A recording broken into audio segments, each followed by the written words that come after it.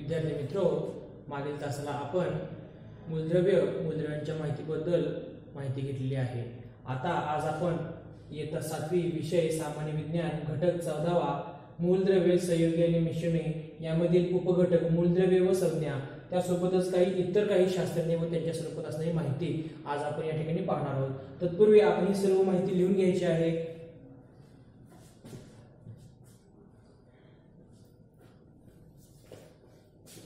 ठीक आहे। तर बघा, मूलद्रव्य म्हणजे नेमकं काय आहे, त्याचा शोध कुठे असतो म्हणा किंवा ते कशा स्वरूपात मिळतात याबद्दल माहिती आपण बघत आहोत। तर डेमोक्रिटसने मूलद्रव्याच्या लहान कणांना अणु असे नाव दिले। बघा, जे काही परदेशी काही शास्त्रज्ञ होते त्या शास्त्रज्ञांपैकी एक जे होते ते म्हणजे डेमोक्रिटस। या डेमोक्रिटसने काय केलं होतं बघा, डेमोक्रिटसने मूलद्रव्याच्या लहान कणांना अणु असे नाव दिले। बघा, कारण ग्रीक भाषेत ॲटम्स म्हणजे अविभाज्य भाग होय। म्हणजे ॲटम्स म्हणजे काही लहान लहान कण असतात किंवा लहान लहान एखादे सूक्ष्म कण असतात, त्यांना ॲटम्स म्हटले जाते। त्यावर ॲटम असे नाव अणूला पडले। बघा, अणूला नाव कसं पडलं, ॲटम्स म्हणजे लहान कण असं या ठिकाणी म्हटलं आहे। जॉन डाल्टन यांनी 1803 मध्ये अणु निर्माण करता येत नाहीत, त्यांचे लहान कणांमध्ये विभाजन करता येत नाही व ते नष्टही करता येत नाही असा सिद्धांत मांडला। तसेच काही विशिष्ट चिन्हांचा वापर करून मूलद्रव्ये दर्शवली, उदाहरणार्थ तांबे, कॉपर आणि हायड्रोजन। बघा, जॉन डाल्टन नावाच्या एका शास्त्रज्ञांनी अणु संदर्भात म्हणजे लहान लहान जे काही कण असतील त्या कणांच्या संदर्भात एक विशिष्ट संशोधन केलं। त्यांनी असं म्हटलेलं आहे की लहान लहान जे काही कण असतील, जे काही ॲटम्स असतील, तर ते तयार करता येत नाही, नष्टही करता येत नाहीत, त्यासोबत त्याचं विभाजन देखील करता येत नाही। अशा विशिष्ट प्रकारचं एक संशोधन त्यांनी केलं होतं। बघा, आपण हे संशोधन कोणतं आहे हे लिहून घेऊया। थोडक्यात आपण लिहून घ्यायचं आहे।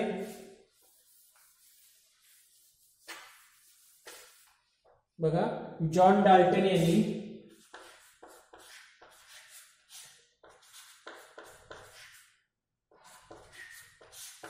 1803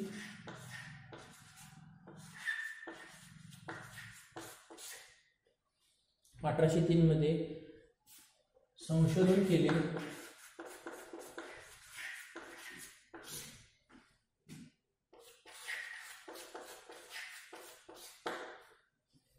संशोधन केले। अणु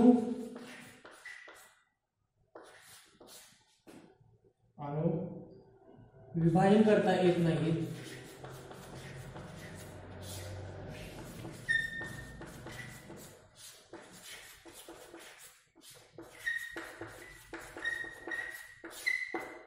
तयार करता येत नाही,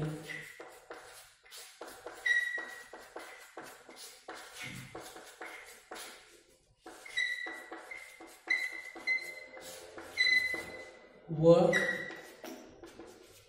नष्टही करता येत नाही।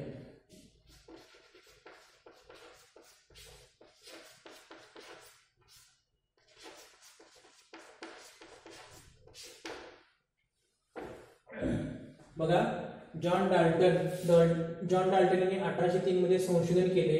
अणु विभाजन करता येत नाही, तयार करता येत नाहीत व नष्टही करता येत नाहीत। हे एक परदेशी शास्त्रज्ञ, ग्रीक शास्त्रज्ञ होते। या ग्रीक शास्त्रज्ञांनी अणूंच्या संदर्भात असणारा हा जे काही संशोधन किंवा सिद्धांत होता तो त्यांनी या ठिकाणी मांडलेला आहे। हा आपण आपल्या वहीमध्ये लिहून घ्यायचा आहे। लिहून घ्या। बघा, जॉन डाल्टन यांनी 1803 मध्ये संशोधन केले। अणु विभाजन करता येत नाहीत, जे काही लहान लहान कण असतात त्या लहान कण आपल्याला निर्माण करता येत नाहीत, त्यासोबत ते तयार करता येत नाहीत, त्याचं विभाजन करता येत व नष्टही करता येत नाहीत, ही माहिती दिली आहे। त्यासोबतच त्यांनी मूलद्रव्यांच्या संदर्भात काही चिन्हांचा वापर केलेला आहे। मूलद्रव्या संदर्भात काही चिन्हे,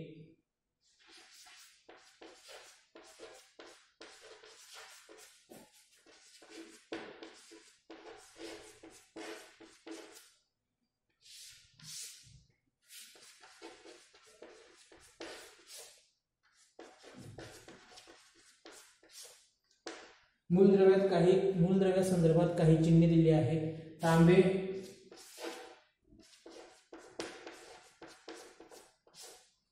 तांबे या ठिकाणी दिले आहेत। सल्फेट,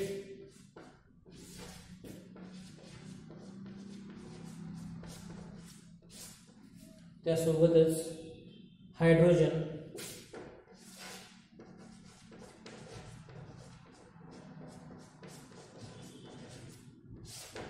हायड्रोजन ही काही 3 मूलद्रव्ये व त्या संदर्भात असणारे चिन्हांच्या स्वरूपात ही काही माहिती दिली आहे. जॉन डाल्टन यांनी 1803 मध्ये जे संशोधन केलं होतं त्या संशोधनासंदर्भात ही माहिती दिली आहे. आपण लिहून घ्यायचं आहे.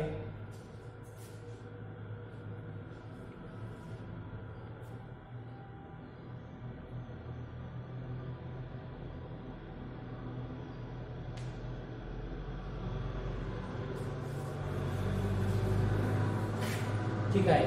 आता आपण आणखी थोडीशी माहिती बघूया. आता जॉन डाल्टन यांनी जो काही सिद्धांत मांडला होता, संशोधन केलं होतं, त्याबद्दलची माहिती आपण थोडीशी बघितली. कण स्वरूपात असतात किंवा विभाजन करता येत नाही, नष्ट करता येत नाही. त्यासोबत तांबे असू दे, सल्फर असू दे, हायड्रोजन असू दे, या संदर्भात त्यांनी काही मूलद्रव्यांना काही चिन्ह वगैरे दिली होती. ती चिन्ह आपण या ठिकाणी बघितली. आपल्या स्क्रीनवरती आपण पॉज करून तो व्हिडिओ पुन्हा एकदा बघू शकता. त्यासोबत आपण थोडंसं आणखी पुढे जाऊया. बघा, निसर्गात ऑक्सिजन वायू रूपात आढळतो. निसर्गामध्ये ऑक्सिजन हा कशा स्वरूपामध्ये असतो? वायू रूपात आढळतो. ऑक्सिजनचे 2 अणू एकत्र जोडले जाऊन स्वतंत्र अस्तित्व असलेला ऑक्सिजनचा रेणू तयार करता येतो. बघा, निसर्गात ऑक्सिजन वायू रूपात आढळतो. आपल्या या संपूर्ण निसर्गामध्ये ऑक्सिजन हा संपूर्णपणे वायू रूपात आढळतो. ऑक्सिजनचे 2 अणू एकत्र जोडले जाऊन स्वतंत्र अस्तित्व असलेला ऑक्सिजनचा रेणू तयार होतो. बघा, स्वतंत्र असलेला ऑक्सिजनचा रेणू तयार होतो. हवेमध्ये ऑक्सिजन व नेहमी रेणू स्वरूपात असतात. हवेमध्ये ऑक्सिजन हा नेहमी रेणू स्वरूपात असतो. बघा, हवेमध्ये ऑक्सिजन हा नेहमी कसा असतो? रेणू स्वरूपात असतो. अणू असे डोळ्यांनी दिसत नाहीत. जसे ज्या प्रकारे आपल्याला अणू हे साध्या उघड्या डोळ्यांनी दिसू शकत नाहीत, तसेच रेणू देखील डोळ्यांनी दिसू शकत नाहीत. बघा, जी काही महत्वाची माहिती आहे ती सांगितलेली आहे. अणू व रेणू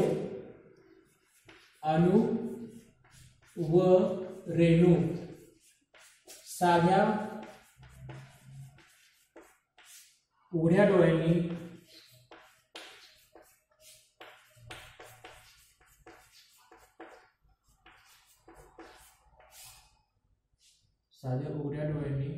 दिसत नाही.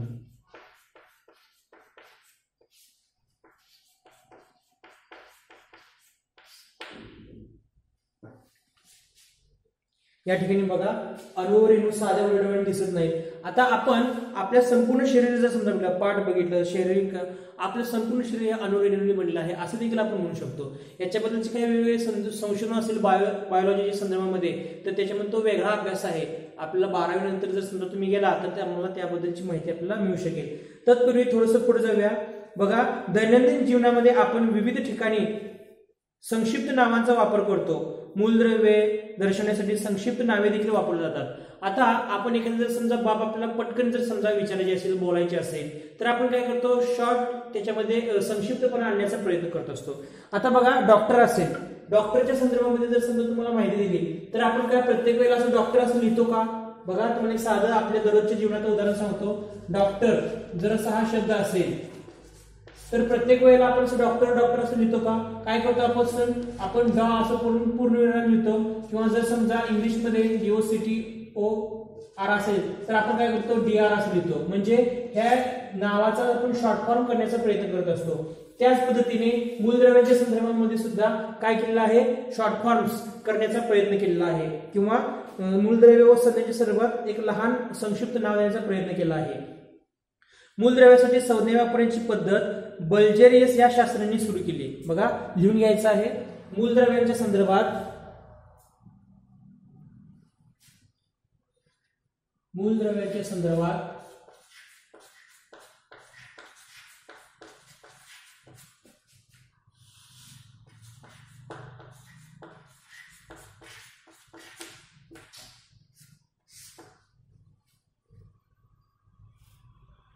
संज्ञा वापरण्याची पद्धत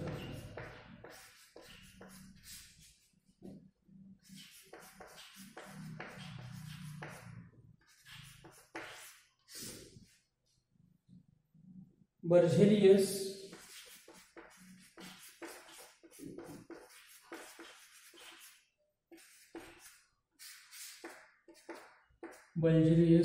या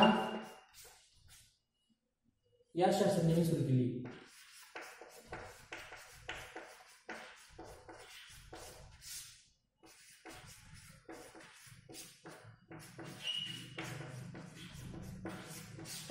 बघा, मूलद्रव्यांच्या संदर्भात शॉर्ट फॉर्म वापरण्याची पद्धत सर्वप्रथम बल्जेरियस या शास्त्रज्ञांनी सुरू केली.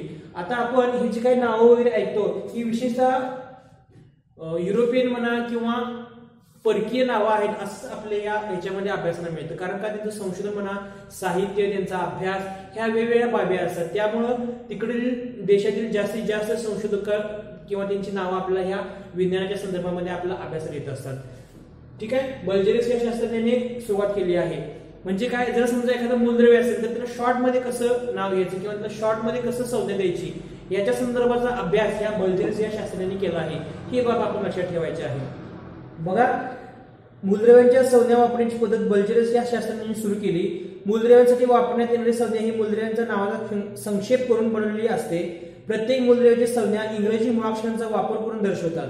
बघा, शेजारील तक्त्यामध्ये काही मूलद्रव्ये आणि त्यांच्या संज्ञा दिल्या आहेत. 2 किंवा अधिक मूलद्रव्यांच्या नावामध्ये पहिले अक्षर सारखे असते तेव्हा संज्ञा लिहिण्यासाठी अक्षरांची जोडी वापरतात. उदाहरणार्थ कार्बनसाठी C तर क्लोरीनसाठी Cl.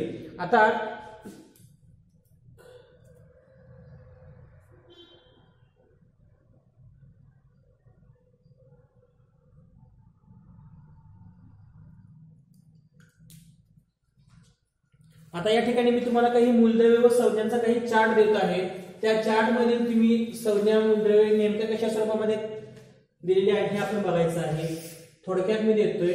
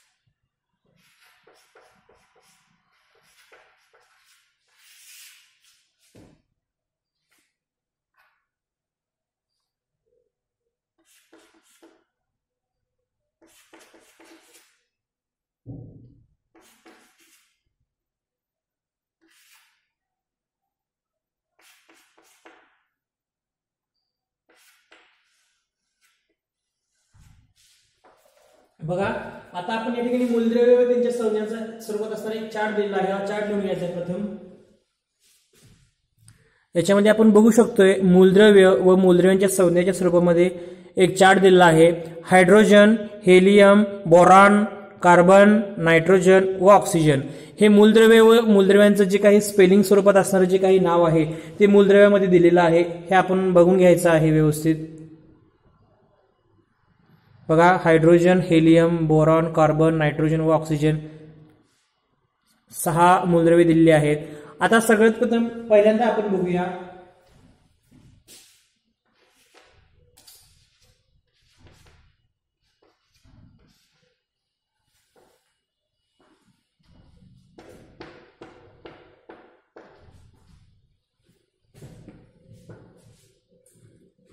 पहिल्या स्वरूपाचं किंवा पहिल्या नंबरचं मूलद्रव्य बघा, हायड्रोजन दिलेलं आहे. हायड्रोजन मूलद्रव्य दिलेलं आहे. त्या ठिकाणी संज्ञा H ही दिलेली आहे. H ही संज्ञा म्हणजेच काय, हायड्रोजन मधील H ही संज्ञा त्या ठिकाणी दिलेली आहे. हायड्रोजन मूलद्रव्य H म्हणजे त्या स्वरूपातील पहिलं जे काय आहे मूलद्रव्याचं जे स्पेलिंग त्यातलं H हे दिलं आहे. दुसरं बघा, हेलियम म्हणजे हेलियमचं स्पेलिंग काय दिले बघा, HELIUM. हेलियम त्यातलं HE हे हेलियमचं त्यांनी संज्ञा दिली आहे. बोरॉन, बोरॉन मधलं B ही संज्ञा कॅपिटल मधलं जे काही B आहे ते दिलं आहे बघा. चौथं बघा, कार्बन, कार्बन मधलं C हे कॅपिटल दिलं आहे ते या ठिकाणी बघू शकतोय. पाचवं बघा, नायट्रोजन, नायट्रोजन मधलं N कॅपिटल स्वरूपातलं ते त्या ठिकाणी दिलं आहे. सहावं बघा, ऑक्सिजन, ऑक्सिजन मधलं ओ त्या ठिकाणी कॅपिटल स्वरूपामधलं संज्ञामध्ये ओ दिलेलं आहे, हे आपण बघायचं आहे. त्यासोबतच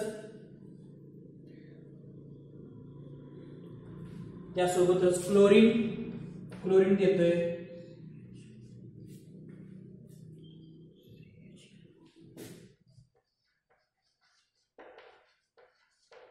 CHNO आणि क्लोरीन मधलं Cl हे या ठिकाणी बघायचं आहे.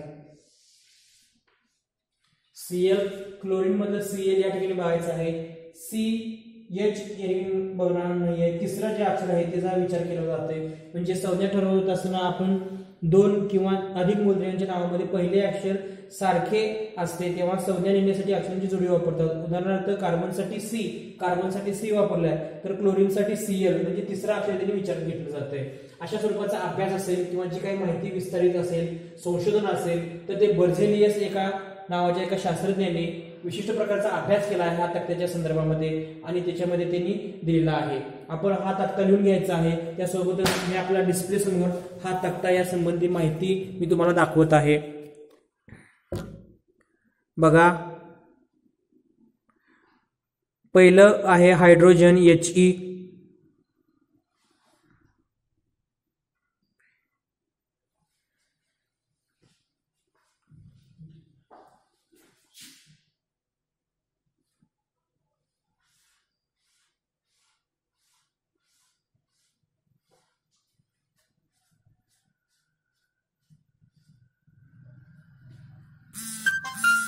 त्या ठिकाणी दुसरा आपण एक चार्ट घेऊया.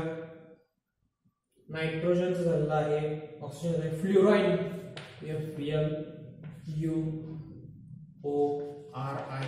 FluORINE फ्लोराईनचं दिलं आहे त्यांनी फक्त F. ठीक आहे. निऑनचं Ne दिलं आहे. सोडियम SODIUM सोडियमचं पुन्हा दिलं आहे Na.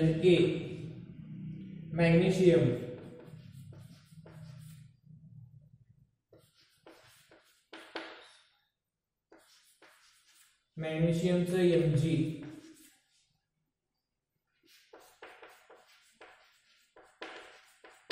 Aluminium Al.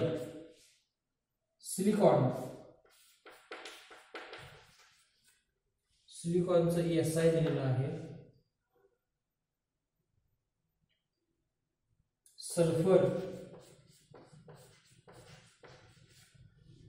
सल्फरचं S या ठिकाणी दिलेलं आहे. बघा, आपण या ठिकाणी बघू शकतोय फ्लोराईनचं F, निऑनचं Ne, सोडियमचं Na, मॅग्नेशियमचं Mg म्हणजे तिसऱ्या स्वरूपाचं जे काही अक्षर आहे त्याचं कॅपिटल पुन्हा त्यांनी स्मॉल करून दिलं Mg. बघा, ॲल्युमिनियमचं ॲल्युमिनियम दिलं आहे कारण Au हे दुसऱ्याच आहे त्यामुळे Alचा विचार त्यांनी केलाय. ॲल्युमिनियमचा Au ही दुसऱ्या एका मूलद्रव्याची संज्ञा आहे. सिलिकॉनचं Si दिलं आहे, सल्फरचं S दिलं आहे. या सगळ्या बाबींचा पाठ नंबर 94 वरील जो काही संक्षिप्त स्वरूपाचा तक्ता आहे त्याचा आपण अभ्यास करायचा आहे. आपण तत्पूर्वी हे मूलद्रव्य लिहून घ्यायचा आहे. हा चार्ट लिहून घेत असताना अगोदरचा जो चार्ट होता व हा जो चार्ट दिला आहे त्याच्याशी थोडंसं कंपॅरिझन करायचं आहे. बघा, मूलद्रव्य पहिलं मी पुन्हा या ठिकाणी देतोय. फ्लोराईन मधलं F आहे संज्ञा. दुसरा आहे निऑनचं Ne. तिसरा आहे सोडियमचं Na, मॅग्नेशियमचं Mg, ॲल्युमिनियमचं Al, सिलिकॉनचं Si, सल्फरचं S. बघा, हा चार्ट आपण व्यवस्थित बघून ठेवायचा आहे.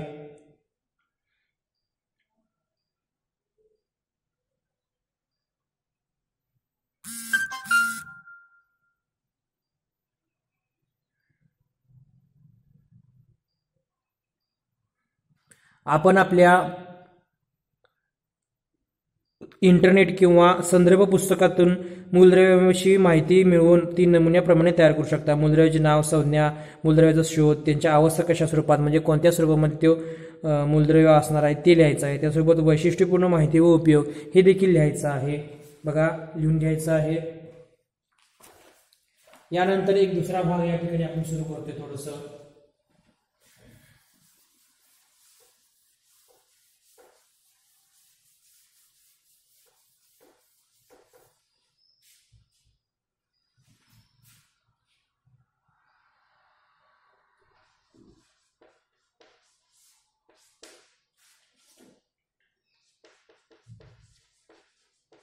बघा धातूच्या संदर्भामध्ये मेटल, इंग्लिशमध्ये त्याला मेटल असं म्हटलं जातं, धातूच्या संदर्भामध्ये आपण अभ्यास करणार आहोत. आपण आपल्या दररोजच्या जीवनामध्ये किंवा दररोजच्या व्यवहारामध्ये आपण असंख्य प्रकारचे धातू वापरत असतो. सोने असले, चांदी असले, लोखंड असले किंवा ॲल्युमिनियम असले, पितळ असले, कुठल्या पद्धतीने आपण विशिष्ट प्रकारचा धातू वापरत असतो. बघा मागील इयत्तेमध्ये धातूंची वर्धनीयता, तन्यता किंवा विद्युत वाहकता, उष्णता वाहकता, घनता, चकाकी, नादमयता असे गुणधर्म आपण अभ्यासले आहेत. हे गुणधर्म ज्या मूलद्रव्यामध्ये दिसून येत नाही त्या मूलद्रव्यांना अधातू असे म्हणतात. बघा आता या ठिकाणी धातू व अधातू मागच्या इयत्तेमध्ये आपण थोडंसं पाहिलेलं आहे. धातूमध्ये विशिष्ट प्रकारचे गुणधर्म असतात. धातूमध्ये तन्यता असते, वर्धनीयता असते, उष्णता वाहकता असते, विद्युत वाहकता असते, त्यासोबत नादमयता असते. परंतु ह्या संदर्भात धातूच्या संदर्भात जर समजा उलट बाजू जर कुठली असेल किंवा जर समजा प्रतिकूल बाजू जर कुठल्या असेल, त्या वस्तूमध्ये जर आढळून येत असेल तर ते अधातू आहेत असं आपण म्हणायचं आहे. बघा नॉन मेटल आहे त्याला असं म्हणायचं आहे. हे गुणधर्म ज्या मूलद्रव्यांचे दिसून येत नाही त्या मूलद्रव्यांना अधातू असे म्हणतात. उदाहरणार्थ फॉस्फरस, सल्फर, क्लोरीन जी मूलद्रव्ये काही प्रमाणात धातू तसेच अधातूचे गुणधर्म दाखवतात त्यांना धातू सदृश्य मेटलियट्स म्हणतात. या मूलद्रव्यांचा तिसरा गट उदाहरणार्थ ॲमॅनिक, सिलिकॉन, आर्सेनिक, सिलिकॉन असे देखील आहेत. म्हणजे धातू सदृश्य, जर धातू पण नाही आणि अधातू नाही आहेत, अधातू स्वरूपाचे ज्याला काही आपण म्हणतो त्याला धातू सदृश्य असा तिसरा गट देखील आपला अभ्यास येत असतो. बघा धातू म्हणजे काय आणि अधातू म्हणजे काय यातील थोडक्यात बाबी लक्षात ठेवायची आहे. धातू व अधातू.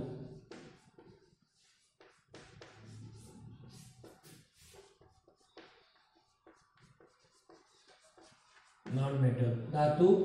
धातू म्हणजे मेटल, अधातू म्हणजे नॉन मेटल.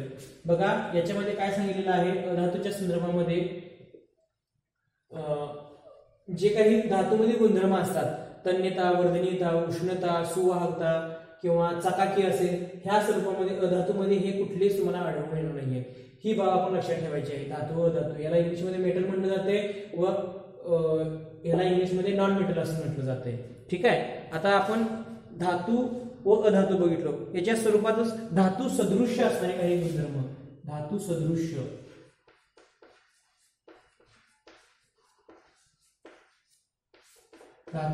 असणारे काही बाब बघायचे आहेत.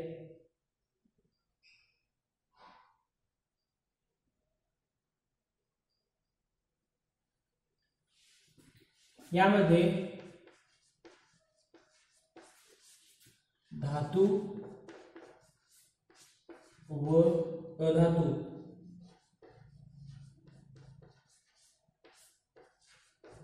अधातूचे गुणधर्म आढळून येतात.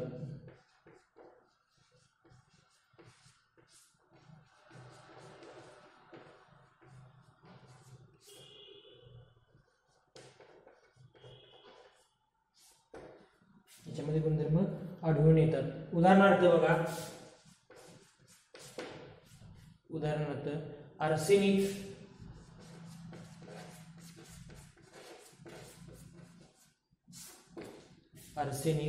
सिलिकॉन,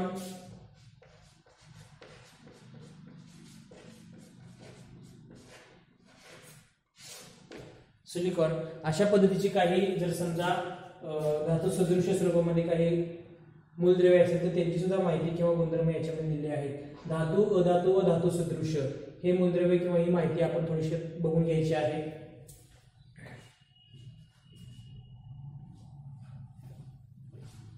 ठीक आहे. आता थोडक्यात आपण आणखी थोडीशी माहिती बघूया.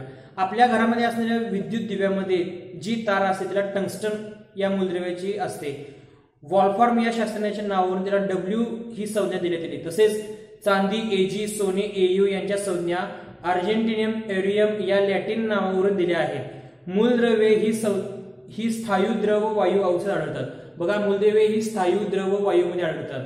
सोने, चांदी व टंगस्टन यांना काही विशिष्ट स्वरूपाच्या संज्ञा दिल्या आहेत. ह्या संज्ञा देखील आपण आपल्या पुस्तकामध्ये आणखी बघून घ्यायच्या आहेत. काही धातू शुद्ध स्वरूपात वापरताना अडचणी येतात. उदाहरणार्थ शुद्ध लोखंड हवेत गंजते. बघा शुद्ध स्वरूपात असणारे लोखंड काय होतं, हवेमध्ये गंजायला लागतं. शुद्ध सोने अतिशय मऊ असते. म्हणजे 24 कॅरेट जर समजा सोनं असेल तर ते अतिशय मऊ असतं. त्यामुळे त्याच्यामध्ये थोडंसं तांबं मिसळून जातं, ते लगेच वागते. अशा धातूमध्ये एक किंवा अधिक मूलद्रव्ये मिसळून मूळ धातूंचे गुणधर्म बदलता येतात. बघा आता सोन्याचा जर समजा या मूलद्रव्याचा जर समजा तुम्ही विचार केला, अभ्यास केला, तर त्याच्यामध्ये थोडंसं बदल करण्यासाठी तांबं मिसळलं जातं व त्या तांब्याला मिसळल्यामुळे आपला वेगळा तो काही गुणधर्म किंवा बाबी होतात व त्यामुळं गुणधर्म बदलून दुसरा एक मूलद्रव्य किंवा ती वस्तू वापरण्यात येते. धातूंच्या या मिश्रणात संमिश्र असे म्हणतात. पितळ, पोलाद, 22 कॅरेट सोने ही काही संमिश्र मिश्रण आहेत. बघा, पितळ, पोलाद ही काही संमिश्र मिश्रण आहेत. कोणती मूलद्रव्ये धातू, अधातू व धातू सदृश्य आहेत हे आपण नंतरच्या अभ्यासात बघूया. तत्पूर्वी ही थोडक्यात माहिती लिहून घ्यायची आहे.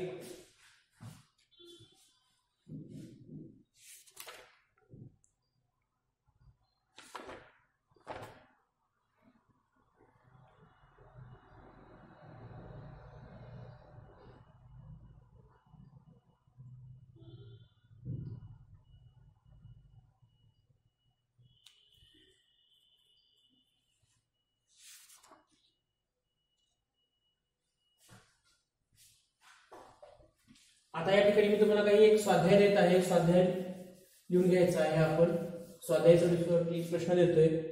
स्वाध्याय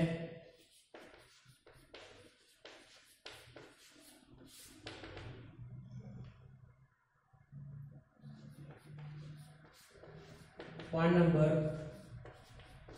94-95 पूर्ण वाचन करावे.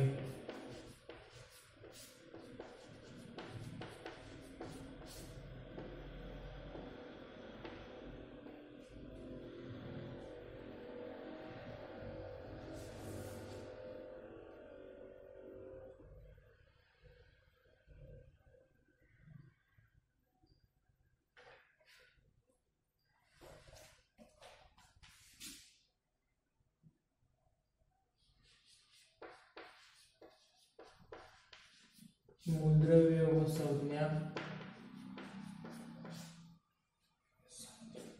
तक्ता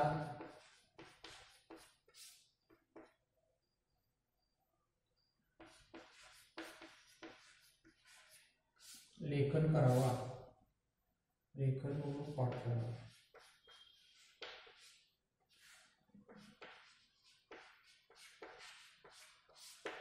ठीक आहे. स्वाध्याय दिलेला आहे.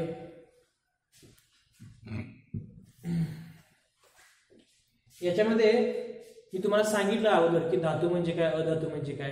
याच्यामध्ये धातू व अधातूंचे गुणधर्म हा देखील मी एक प्रश्न देतोय. ठीक आहे. धातूंचे गुणधर्म लिहा.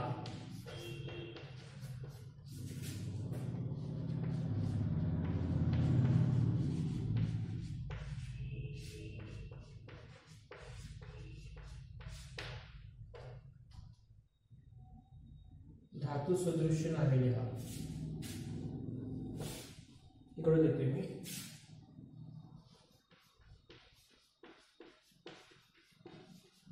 धातू सदृश्य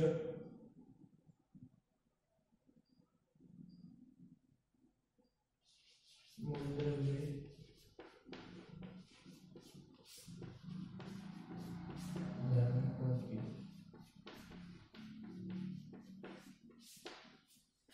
लिहून घ्यायचं आहे.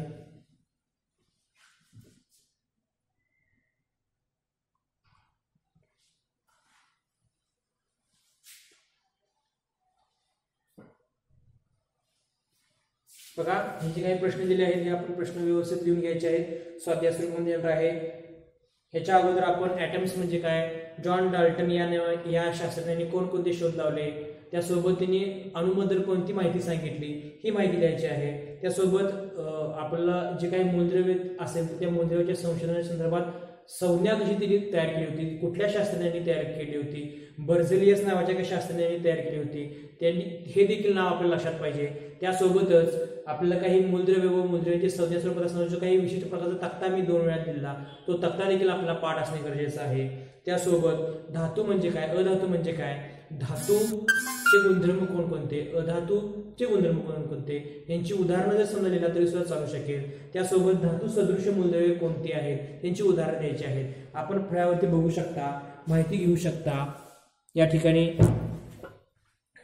पुढील तासाला आपण मॅग्नेशियमची